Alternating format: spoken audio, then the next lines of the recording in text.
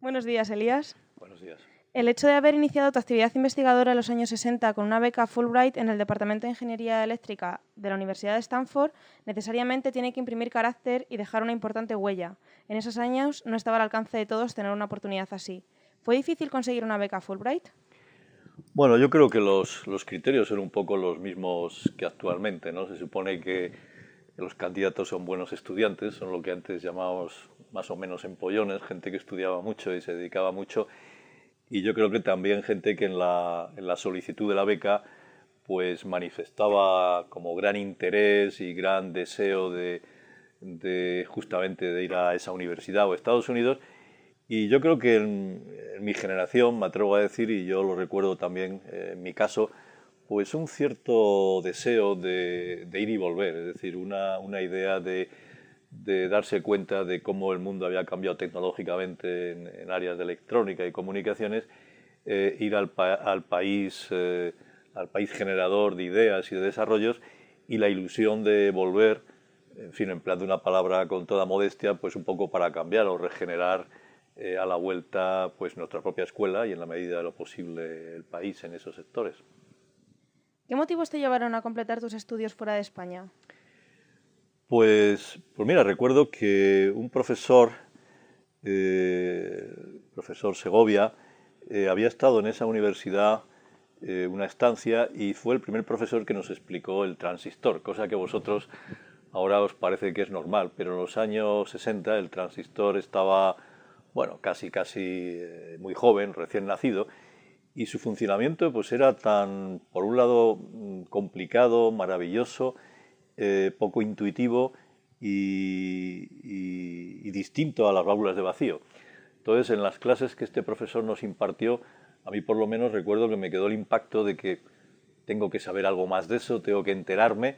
Y bueno, eso fue una pequeña anécdota, pero que para mí se fue un poco motor incluso de la lección de Stanford.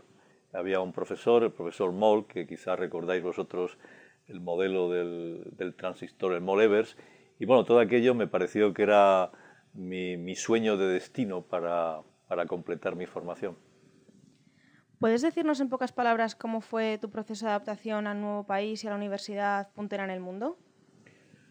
Bueno, yo creo que no fue difícil. La primera dificultad que es en cualquier sitio es el tema del idioma y demás, pero la verdad es que el servicio que tenía montado en Estados Unidos para la acogida de los jóvenes estudiantes con este tipo de becas, pues era muy completo y muy meditado, ¿no? Había ciertas sesiones de introducción, había una familia americana que te hospedaba durante un tiempo con toda clase de cuidados de llevarte y traerte.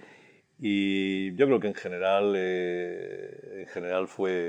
no fue difícil, y la propia universidad pues estaba también muy entrenada, si se puede llamar así, muy organizada para acoger a estudiantes extranjeros, con lo cual las posibles dificultades de vivienda y de papeleo, si se puede llamar así, de tal, es decir, una sociedad que estaba organizada y pensada también para el estudiante extranjero en aquel caso.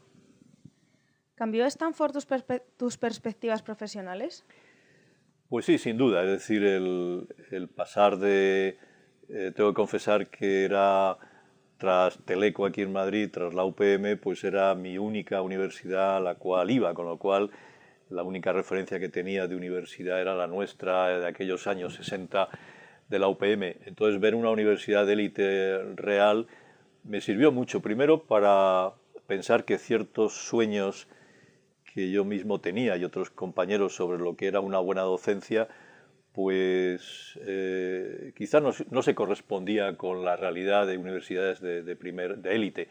Yo creo que la gran diferencia de aquella universidad de Stanford en aquel momento era que los profesores sabían muy bien lo que contaban, eran actores de la película, eran gente que varios de ellos habían participado en los desarrollos de la electrónica actual. Y yo creo que en aquellos años, sin ninguna floritura docente y usando tiza y pizarra y hablando y siendo, digamos, sensatas los trabajos semanales, etcétera, etcétera, pues era una docencia que impactaba yo creo, por el respeto y digamos, la calidad del profesor que explicaba. A veces no su calidad docente, pero sí de lo que contaba y la atención que uno, digamos, ponía justamente por ser esa persona tan reconocida, ¿no? ¿Había muchas diferencias por entonces entre la docencia de ambos países? Sí, yo creo, como he tratado de decir antes, yo creo que en cada momento y cada generación hace lo que puede. Yo creo que la generación que en aquellos momentos de profesores nos enseñaba aquí en la Politécnica, pues eran profesores que bastantes de ellos tenían una cierta edad ya veterana y evidentemente no habían podido formarse ni conocer los últimos desarrollos, tanto tecnológicos como científicos en este área. Por lo tanto, la mayor diferencia era digamos, el grado de preparación o el grado de actualización del profesorado. ¿Y crees que la sigue habiendo hoy en día? No, yo creo que no. Yo creo que hoy día, yo diría que casi a nivel español, a nivel de la UPM, los profesores están, yo diría que ya con los conocimientos totalmente actuales. Ya no hay ese problema. ¿Has seguido manteniendo algún tipo de relación personal o profesional con Estados Unidos o con Stanford?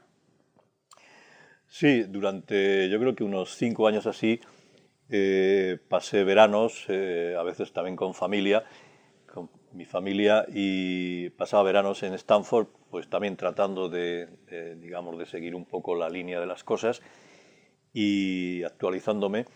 Y fueron bastante importantes. En aquellos años, cuando ya fui profesor aquí en Teleco, se seguían produciendo desarrollos, se seguían produciendo novedades en la microelectrónica, que era en aquel momento la palabra clave, y los contactos y las estancias con Stanford me sirvieron mucho para aprender, para darme cuenta de cómo estaban las cosas, y también me ayudaron en cosas laterales como ciertos programas de software, tener idea de libros actuales, y por lo tanto intentar que la docencia, no solamente la mía personal, sino de personas con las cuales tenía contactos, pues estuviese conectada digamos, con esa situación actual que se daba en Stanford, ¿no? ¿Cuál es el balance final de tu experiencia? Bueno, muy positiva. Yo creo que me cambió la vida profesional y la vida personal. Me casé allí también. Y mi vida también, si se quiere, de experiencias en un sentido amplio, de conocer una sociedad que en aquellos años estaba varias décadas por delante de la nuestra y era una forma de ver el futuro. Digamos, la hamburguesa en mis años no había llegado aquí, pero sabía que iba a llegar y al final llegó, ¿no? ¿Recomiendas a los alumnos algún tipo de estancia formativa en el extranjero? Sí, sin duda, sin duda. Yo, de los años que llevo aquí en la Politécnica, sobre todo a estudiantes de últimos años y estudiantes de doctorado, realmente hago lo que puedo, tanto de aconsejarles o de dar la opinión, como de ayudarles si es que está en mis manos para buscar otros centros donde poder hacer una estancia en el exterior. Me parece que es muy importante a nivel profesional y a nivel personal.